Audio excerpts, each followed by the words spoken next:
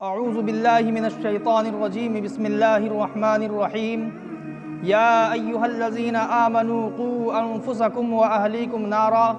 صدق اللہ العظیم۔ حضرات سامعین کرام، ابھی میں نے جو آیت کریمہ کی تلاوت کی، اس کا ترجمہ یہ ہے کہ اے ایمان والو، خود اپنے آپ کو اور اپنے اہل و عیال یعنی اپنے گھر والوں کو جہنم کی آگ سے بچاؤ۔ حضرات گرامی، اس آیت کریمہ سے دو باتوں کا علم ہوتا ہے۔ ایک یہ کہ اگر کوئی شخص اپنے آپ میں متقی اور پرہیزگار بن جائے اور اپنے آپ کو دین کے سانچے میں ڈھال دے، لیکن اس کا گھر والا دین سے کوسوں دور ہو، تو مکمل کامیابی یہ نہیں ہے۔ آج ہمارے معاشرے میں بہت سارے ایسے لوگ مل جائیں گے کہ وہ خود 5 وقت کی نمازیں ادا کر رہا ہو اور زکوٰۃ بھی دے رہا ہو، غریبوں کی مدد بھی کر رہا ہو، یعنی پوری زندگی، اپنی ساری زندگی شریعت کے مطابق گزار رہا ہو، لیکن جب ہم اس کے گھر والے کی طرف غور کرتے ہیں، ان کی اولاد کو دیکھتے ہیں، ان کی بیوی کو دیکھتے ہیں، تو معاملہ الٹا نظر آتا ہے۔ یہ شخص 5 وقت کی نمازیں ادا کرتا ہے، لیکن ان کے گھر والے ایک وقت کی بھی نماز ادا نہیں کرتا۔ یہ شخص شریعت کے تابع ہیں، شریعت کے موافق اپنی زندگی گزارتے ہیں، لیکن ان کے گھر والے شریعت کے موافق زندگی نہیں گزارتے۔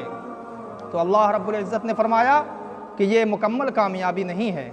بلکہ کامیاب اسی وقت ہو سکتا ہے جب خود بھی جہنم کی آگ سے بچو اور اپنے گھر والوں کو بھی جہنم کی آگ سے بچاؤ۔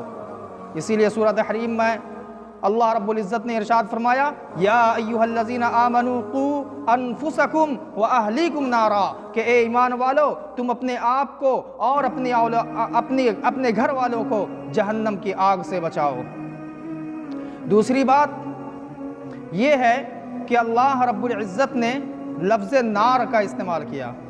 قوا انفسکم واہلیکم نار، اور نار یہ عربی زبان کا لفظ ہے اور اس کے معنی آتا ہے آگ۔ اللہ رب العزت یہ بھی کہہ سکتے تھے کہ اے ایمان والو، اپنے آپ کو اور اپنے اہل و عیال کو، اپنے گھر والوں کو جہنم سے بچاؤ۔ اللہ تعالیٰ یہ بھی کہہ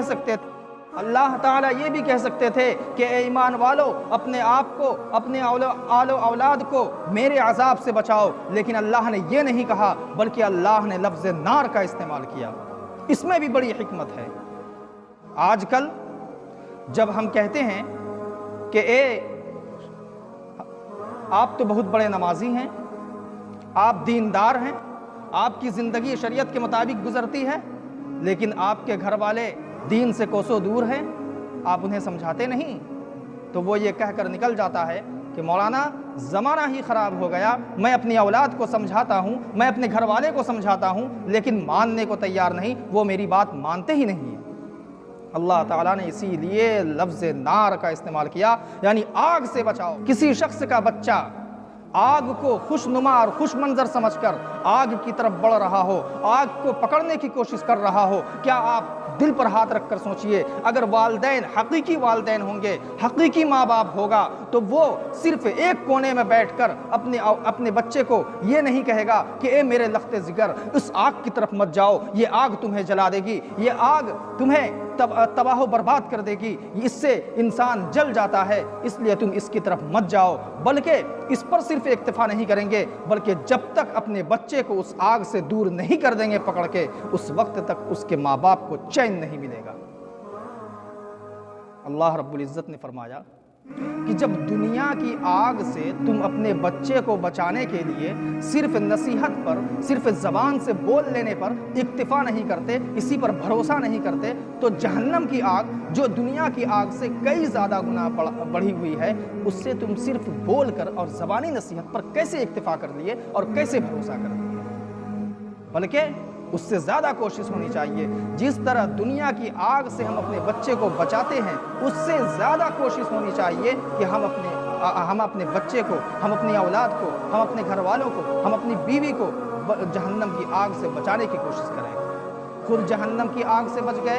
کامیابی ہو گئی، ایسی بات نہیں ہے۔ اللہ تعالیٰ نے قرآن مجید میں فرمایا یا ایھا الذین آمنوا قوا انفسکم واہلیکم نارا، کہ اے ایمان والو تم اپنے آپ کو بھی اور اپنے گھر والوں کو بھی جہنم کی آگ سے بچاؤ، اسی میں کامیابی ہے۔ دعا کیجئے کہ اللہ تبارک و تعالی ہم سب کو کہنے اور سننے سے زیادہ عمل کرنے کی توفیق عطا فرمائے۔ وآخر دعوانا ان الحمد للہ رب العالمین۔